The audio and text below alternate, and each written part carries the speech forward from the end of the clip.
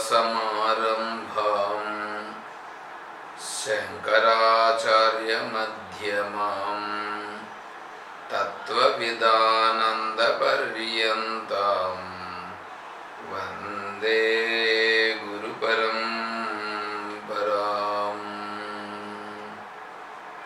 ॐ सहना भवतु सहनौ भुनक्तु सह वीर्यं करवावहै तेजस्विनावधीतमस्तु मा विद्विषावहै। ॐ शान्तिः शान्तिः शान्तिः। हरिः ॐ శ్రీ గురుభ్యో నమః। పూజ్య గురుదేవులు తత్వవిదానంద సరస్వతి స్వాముల వారి దివ్య చరణారవిందములకు ప్రణమిల్లుతూ పరిపూర్ణ పరబ్రహ్మస్వరూపులకు ప్రియాత్మ బంధువులారా, ఓం.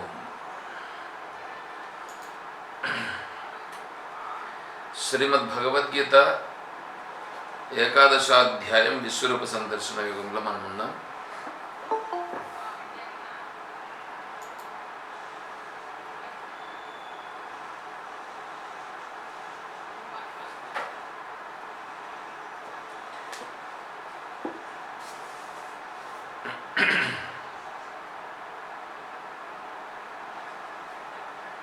పదకొండవ శ్లోకం.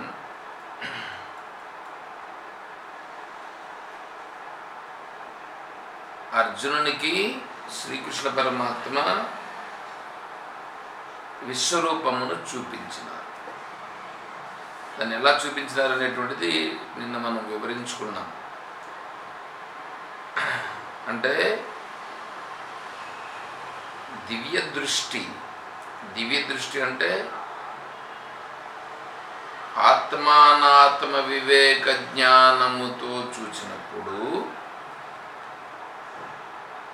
ఈ సమస్తమైనటువంటి జగత్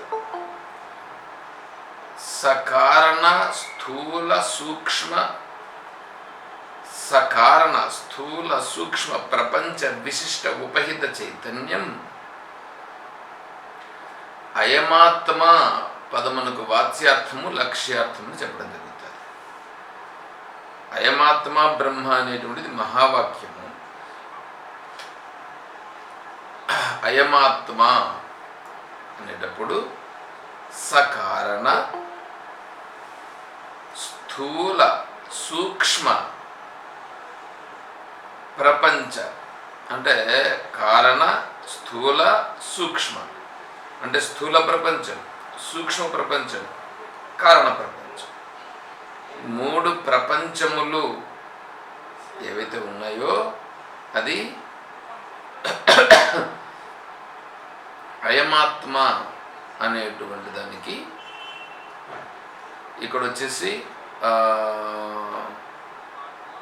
బ్రహ్మకి వాచ్యార్థము అంటే నువ్వు నేరుగా చూస్తే తెలిసేటువంటి అర్థం.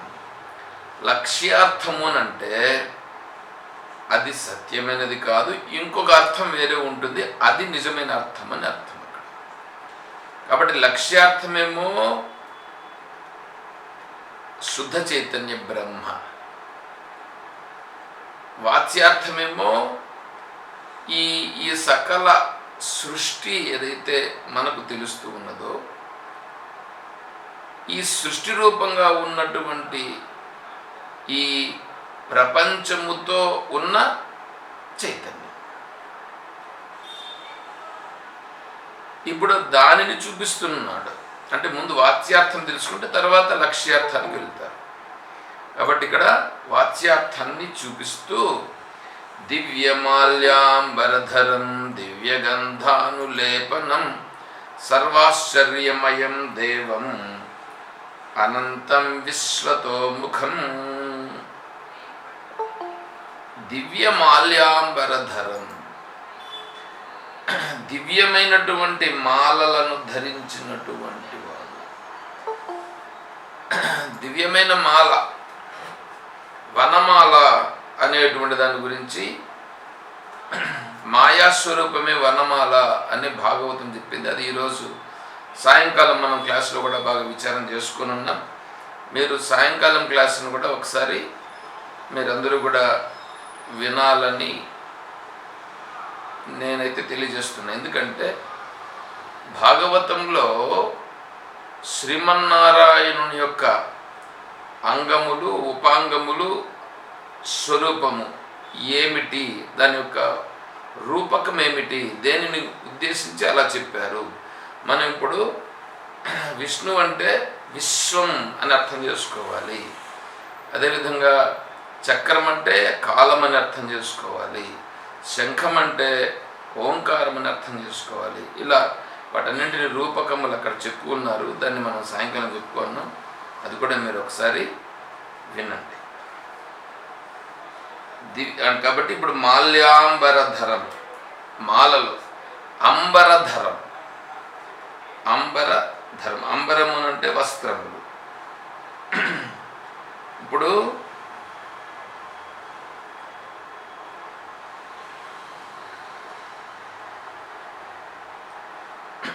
దివ్య గంధానులేపనం, ఆ తర్వాత దివ్యమైనటువంటి గంధములను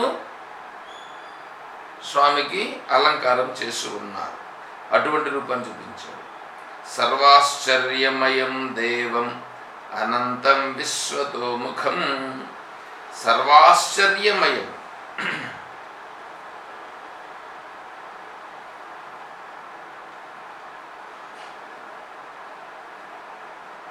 తేజోమయుడు, ఈ సకల ప్రాణులకు అంతరాత్మయ్య ఉండుట వలన అన్ని వైపులా ముఖములు గలవాడు. అట్టి రూపమును భగవానుడు చూపించును. లేదా దదర్శ అనే పదమును అధ్యాహారము చేసి అర్జునుడు అట్టి రూపమును చూచెను అని వాక్యమును పూరించవలెను. కాబట్టి అనంతం విశ్వతో ముఖం, అనంతమైనటువంటి ముఖములు కలిగినటువంటి ఆ పరమాత్మ యొక్క రూపాన్ని అర్జునుడికి చూపించినాడు. ఇక్కడ ఎవరు? సంజయుడు చెప్తున్నాడు ఇది. ఎందుకంటే అర్జునుడు అడిగినాడు, అప్పుడు శ్రీకృష్ణ పరమాత్మ చూపించినాడు విశ్వరూపమును.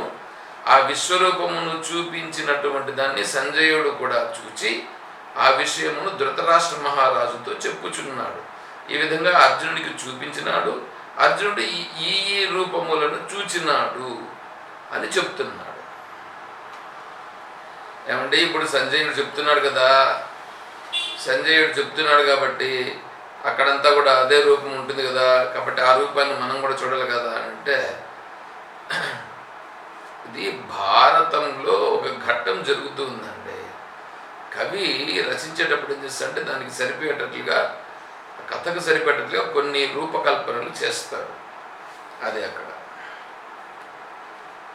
భగవానుని విశ్వరూపం యొక్క కాంతి ఏదైతే కలదో దానికి పోలిక చెప్పబడుచున్నది. ఇప్పుడు తర్వాత శ్లోకంలో 12వ శ్లోకంలో దివి సూర్య సహస్రస్య భవేద్యుగపదుత్థిత యది భాసదృశీ సా స్యాత్ భాసస్తస్య మహాత్మనః. అంతరిక్షమునందు 1000 సూర్యులు ఒకేసారి ఉదయించుట ఘటిల్లినచో ఆ తేజస్సు ఆ మహాత్ముని యొక్క తేజస్సునకు సరితూగునది అగునేమో. దివి అంతరిక్షే తృతీయస్యాం వా దివి సూర్యాణం సహస్రం సూర్య సహస్రం తస్య యుగపద్ ఉత్థితస్య. ద్యులోకమునందు అంటే అంతరిక్షమునందు లేదా భూలోకముతో మొదలుపెట్టి అంతరిక్షము 2 మూడవది ద్యులోకమునందు ఒక్కసారిగా ఉదయించిన 1000 సూర్యుల యొక్క ఒకేసారి ముంచెత్తిన ఏ తేజస్సు గలదో ఆ తేజస్సు ఆ విశ్వరూపుడైన మహాత్ముని పరిమాణము గల శ్రీకృష్ణ భగవాను యొక్క తేజస్సునకు సరితూగునో లేదా సరితూగదో.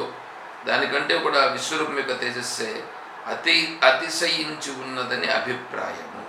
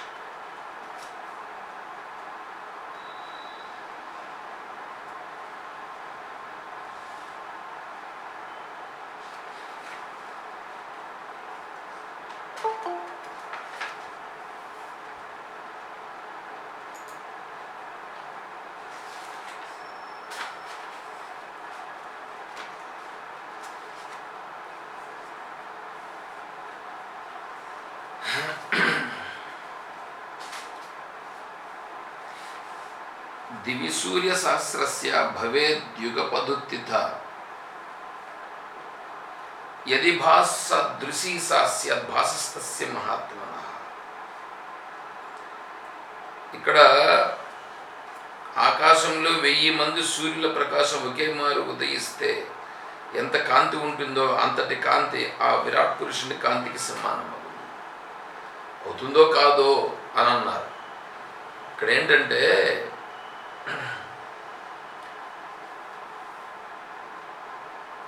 ఆత్మజ్ఞానము కలగనప్పుడు అతను ప్రాపంచిక భావనలో మునిగిపోతూ ఉంటాడు. 10వ అధ్యాయంలో భగవంతుడు తేషాం సతతయుక్తానాం భజతాం ప్రీతిపూర్వకం దదామి బుద్ధియోగం తం ఏన మాం ఉపయాంతి తేషామేవానుకంపార్థ అహం అజ్ఞానజం తమః నాశయామి ఆత్మభావస్థో జ్ఞానదీపేన భాస్వత. ఏమండి? జ్ఞానదీపేన భాస్వత. జ్ఞానదీపమును నేను వెలిగిస్తాను, జ్ఞానదీపము ప్రకాశిస్తుంది అని 10వ అధ్యాయంలో భగవంతుడు చెప్పుకున్నాడు. అంటే అజ్ఞాన స్థితిలో ఉన్నప్పుడు ఆ ఆత్మ ప్రకాశం అనేటువంటిది గుడ్డి దీపం వలె ఉంటుంది. గుడ్డి దీపము ప్రకాశిస్తూ ఉండేటువంటి దీపం. ఇప్పుడు ఇక్కడ మన మన స్థితిలో మనం తీసుకున్నప్పుడు ఏమంటే నేను ఉన్నాను అనేది అందరికీ ఉందిగా. నేనున్నాను అది ఉంది ఒకటి. రెండవది నేను ఎక్కువ కాలం ఉండాలని ఉన్నది ఉందా లేదా? నేను ఎప్పుడు బ్రతికి ఉండాలని ఉంది. నేను తెలుసుకుంటూ ఉన్నాను కదా. ఇది ఏమంటే కొద్దిగా ఇక్కడ వేదాంత విషయాలు చర్చిస్తే కొద్దిగా వినగలరా?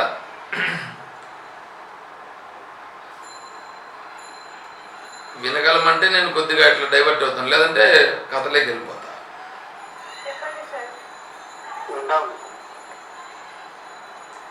సరే, ఇప్పుడు ఆత్మస్వరూపానికి సచ్చిదానందం ఏమండి? చిదానందరూప శివోహం శివోహం అన్నారు. ఇప్పుడు సచ్చిదానంద రూపము నేను. ఇప్పుడు ఆత్మస్వరూపం అంటే సత్ చిత్ ఆనందం. ఇది తెలుసు కదండి మీకు. సత్ చిత్ ఆనందం.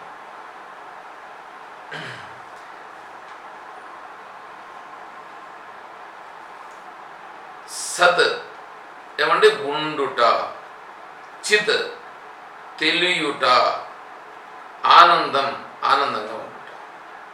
ఇప్పుడు సత్ చిత్ ఆనందం 3 ఒకటేనా లేదా 3 వేరువేరా? 3 ఒకటే. ఇప్పుడు 3 ఒకటే అంటే సతే చిత్, సతే ఆనందం, ఆనందమే చిత్, చితే సత్. అంటే సత్ చిత్ ఆనందం 3 కదండి. ఇప్పుడు నేను ఆత్మస్వరూపమే కదా. నేను ఆత్మస్వరూపమైనప్పుడు నేను సత్ చిత్ ఆనందం 3 నాకు ఉన్నాయా?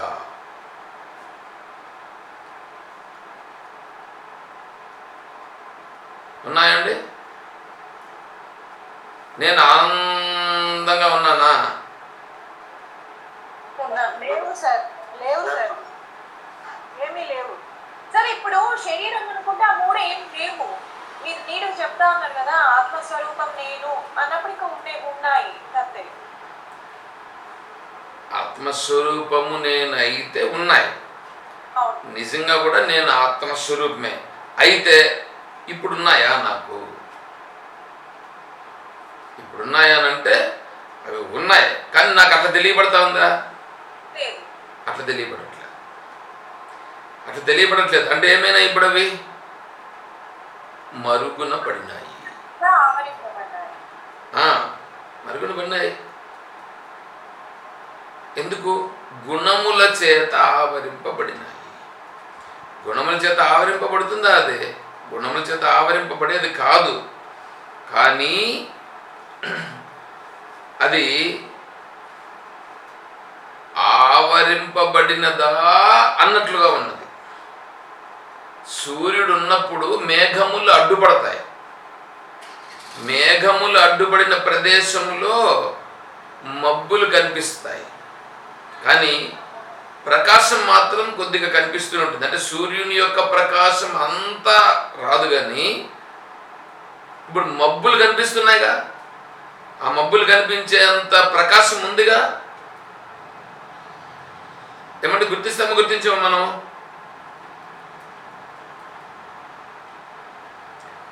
ఏం శేఖర్ రెడ్డి గారు ఏమన్నా బిజీలో ఉన్నారా?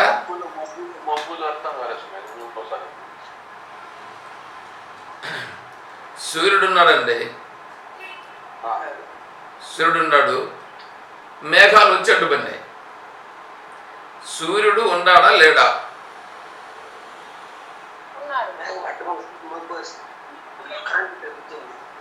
మీకేం కనిపిస్తుంది? మీకు మేఘాలు కనిపిస్తాయి, మబ్బులు కనిపిస్తాయి, అవునా?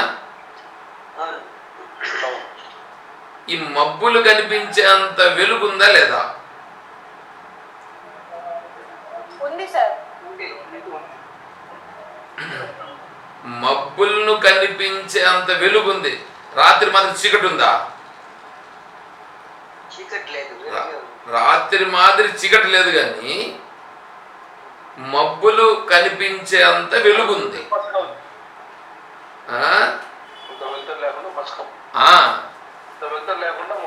అవును. అంటే రాత్రి అంత చీకటి లేదు, అట్లాగని బాగా వెలుగు లేదు, మబ్బులు కనిపిస్తూ ఉన్నాయి. అంటే వెలుగు కొద్దిగా ఉంది. అంటే ఇప్పుడు ఆ వెలుగు, ఆ మబ్బులు కనిపిస్తున్నాయే, ఆ మబ్బులు కూడా సూర్యుని యొక్క ప్రకాశం చేతనే కనిపిస్తున్నాయి. అర్థం చేసుకోండి. ఆ మబ్బులు కనిపిస్తున్నది కూడా సూర్యుని ప్రకాశం చేతనే కనిపిస్తున్నాయి, అవునా? అప్పుడు సూర్యప్రకాశం ఏమైంది? సూర్యుని ప్రకాశం పూర్తిగా లేదా? సూర్యప్రకాశం అలాగే ఉంది. సూర్యప్రకాశము ఈ మబ్బుల చేత కప్పబడినది అన్నట్లుగా ఉన్నది. అయితే ఈ మబ్బులు సూర్యుని కప్పలేదు, సూర్యుని చూస్తూ ఉండే మనలను సూర్యుని కనిపించనివ్వకుండా చేసినాం మనల్ని. కానీ ఆ సూర్యుని యొక్క ప్రకాశము ఆ మబ్బులను కూడా ప్రకాశింపజేస్తూ మబ్బులను చీల్చుకొని ఇంకా వెలుగు బయట వచ్చి మనకు మబ్బులున్నాయి అనేట్టుగా మనకు తెలియజేస్తాం. అంటే సూర్యప్రకాశము అప్పుడు కూడా లేకుండా పోలేదు.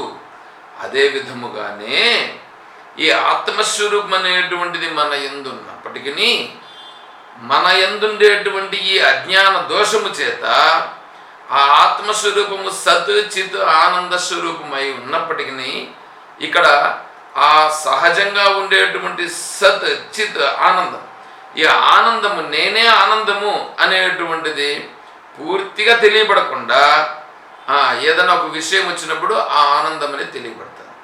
విషయం ఏమి రానప్పుడు కూడా కొద్దిగా ప్రశాంతంగా ఉండేటప్పుడు ఆనందం అట్లా తెలియబడుతూ ఉంటుంది. అంటే ఇప్పుడు ఏమవుతుంది? నా స్వరూపము సహజమే ఆనందం అయితే, సహజానందం అయితే, ఆ సహజానందం అనేటువంటిది ఇప్పుడు కప్పబడి ఉన్నది. అది అంటే పూర్తిగా తెలియబడటం లేదు. అదేవిధంగానే సత్ చిత్ సద్ చిత్ అనేటప్పటికీ సద్ ఉండుట, నేను ఎప్పుడూ ఉంటాను, ఆత్మస్వరూపం నేను ఎప్పుడూ ఉంటాను. అయితే పక్కలోనే మళ్ళీ ఏమందంటే నేను ఎప్పుడేమవుతానో ఏమో, ఎంతవరకు బ్రతుకుతానో ఏమో అనేటువంటిది ఉంది. అంటే ఇది కప్పబడి ఉంది. తర్వాత ఈ చిత్ అంటే తెలుసుకునేటువంటి లక్షణమే నాదైతే నాకు కొంచెం తెలుసు, కొంచెం తెలియదు, నాకు తెలియంది ఎంతో ఉంది, తెలిసింది కొద్దిగానే ఉన్నది అనేటువంటి భావన ఉంది. అంటే నేను చిత్, నేను జ్ఞానస్వరూపుడే అయినప్పటికీ నేనేమంటున్నానంటే నాకు తెలియదు, తెలుసు, ఏదో కొంచెం తెలుసు, కొంచెం తెలియదు అనేటట్లుగా వ్యవహారం చేస్తుంది. అంటే ఇప్పుడు ఇదేమైంది, అది మబ్బులు కప్పినట్లుగా నా యొక్క సహజ స్వరూపాన్ని అది కప్పింది. ఇప్పుడేం కావాలి, ఆ మబ్బులు కొద్దిగా తొలగినాయని అనుకో. మబ్బులు తొలుగుతూ ఉంటే సూర్యుని యొక్క ప్రకాశం ఎట్లొస్తుందండి? సూర్యప్రకాశము బ్రహ్మాండంగా వచ్చి ఇంతవరకు ఉన్నింది చూడండి. ఇంతవరకు ఉన్నటువంటి ఆ మబ్బుల వలన ఏదైతే ఇదిగా ఉన్నదో, అంటే కొద్దిగా మబ్బుల చేత ఉన్నటువంటిది ఇప్పుడు సూర్యుని యొక్క ప్రకాశం వెంటనే వచ్చి మబ్బులు అట్లా తొలగిన వెంటనే ఆ వెలుగు, ఆ వేడి ఏమి ఎండరానైనా అనేంతగా చేస్తుంది. అంత ప్రకాశం వచ్చేస్తుంది. ఎందుకు వచ్చింది ప్రకాశం? ఉండేది సూర్యప్రకాశం ఒకటే, అయినా ఆ సూర్యప్రకాశము ఎంతో తీక్షణముగా ఉన్నట్లుగా మనకు అప్పుడు తెలియబడుతుంది. ఇదేమన్నా మీరు అనుభవం చేశారా? అనుభవం అయిందా మీకు? అదేమన్నా ఎప్పుడన్నా? ప్రతి ఒక్కరికి అది అనుభవం అయింది సార్. సేమ్ దాన్ని ఇక్కడ వర్ణిస్తున్నారు చూడండి. ఇప్పుడు భగవంతుడు ఆ దివ్య దర్శనము అర్జునునికి అయిన వెంటనే ఇంతవరకు దర్శనం కాలేదు కదా, ఇప్పుడు దర్శనమైందిగా. ఇప్పుడు దర్శనం అయిన వెంటనే ఎట్లుందని వర్ణిస్తున్నాడు? దివి సూర్య సహస్రస్య భవేద్యుగ పదుత్తిత యది భాసదృశీ సాస్యాత్ భాసస్తస్య మహాత్మనః. అనేక వేల సూర్యులు ఒకేసారి పుట్టినాయా అన్నంత ప్రకాశం కనిపిస్తూ ఉంది అని అంటున్నాడు. అంటే ఏంటి? ఈ అజ్ఞానపు చీకటులు అలా కొద్దిగా తొలగగానే, అంటే ఆత్మానాత్మ వివేచన జ్ఞానము చేత బ్రహ్మ యొక్క వాచ్యార్థమైనటువంటి ఈ సగుణ బ్రహ్మ యొక్క తత్వము తెలియబడుతూ ఉండగా అతని మనస్సులో ఉన్నటువంటి పొరలు, ఆ అజ్ఞానపు పొరలన్నీ అలా తొలగగా ఎంత ప్రకాశమానమైపోతుందంటే అబ్బా, వర్ణించడానికి వీలు కానట్లుగా ఉన్నది. అది అనేక వేల సూర్యులు ఒకేసారి వెలిగినట్లుగా యది భాస దృశి సాస్యద్భాసస్తస్య మహాత్మనః. ఆ మహాత్ముని యొక్క విశ్వరూపం, అంటే ఆ మహాత్ముని యొక్క దివ్యమైన తత్వము చేత ఇతని బుద్ధిలో ఉన్నటువంటి ఈ అజ్ఞానపు పొరలు తొలగి ఆనందంగా ప్రకటమగుచున్నాడు. ఆ ప్రకటన ఎంత గొప్పగా ఉందంటే దాన్ని వర్ణించడానికి సాధ్యం కాకుండా ఉన్నది. తర్వాత తత్రైకస్థం జగత్కృష్ణం ప్రవిభక్తమనేకధా అపశ్యద్దేవదేవస్య శరీరే పాండవస్తథా. తత్ర ఏకస్థం జగత్ కృష్ణం ప్రవిభక్తం అనేకధా. ఇప్పుడు తత్ర ఏకస్థం, ఈ చూస్తున్నటువంటి ఈ విశ్వరూపంలో జగత్కృష్ణం, ఈ జగత్తునంతా చూస్తున్నాడు. ప్రవిభక్తం అనేకధ. ప్రవిభక్తం అంటే అనేక రకాలుగా విడిబడి ఉన్నటువంటి వాటిని అన్నిటిని చూస్తున్నాడు. రకరకాలైనటువంటి సృష్టి. అందులో మళ్ళీ ఇంకా ఇతను చూస్తున్నాడు. అపస్య దేవదేవస్య, ఈ దేవదేవుణ్ణి ఇప్పుడు చూస్తున్నటువంటి ఈ పరమాత్మ యొక్క దివ్య స్వరూపమునందు ఒకానొక ప్రదేశంలో చూస్తున్నాడు. ఒకానొక ప్రదేశంలో శ్రీకృష్ణుని కూడా చూస్తున్నాడు. అంటే విశ్వరూపం చూస్తున్నాడు. ఆ విశ్వరూపంలో శ్రీకృష్ణుడు ఒక జాగాలో కనిపిస్తున్నాడు.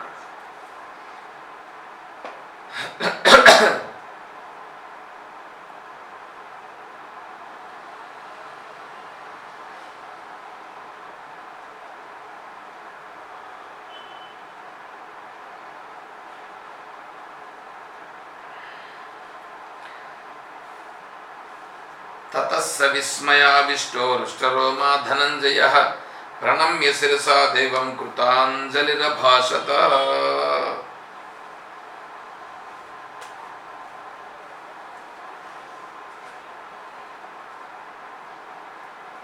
తతస్స విస్మయావిష్టో హృష్టరోమా ధనంజయః.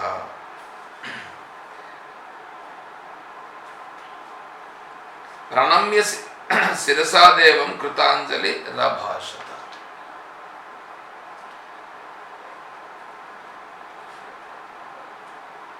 నారద భక్తి సూత్రములలో కంఠావరోధాంచ రోమాంచ అశ్రుభి అని ఒక సూత్రం.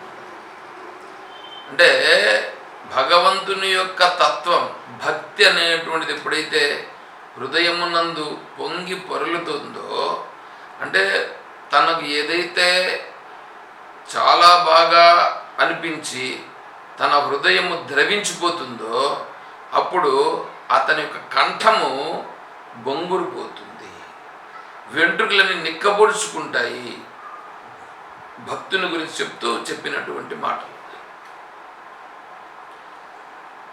ఎప్పుడు ఆ కంఠం బొంగురుపోతుంది, ఎప్పుడు ఆ వెంట్రుకలు నిక్కబొడుచుకుంటాయి? ఏమంటే మీకు ఎప్పుడైనా భగవంతుని యొక్క తత్వాన్ని విన్నప్పుడు కానీ, ఈ భగవంతుని యొక్క భావంలోకి వెళ్ళినప్పుడు కానీ అట్లా అనిపించిందా? అనిపించింది సార్. కళ్ళలో కూడా నీళ్ళు వస్తాయి కదా. ఇప్పుడు అదే జరుగుతుంది చూడు ఇక్కడ.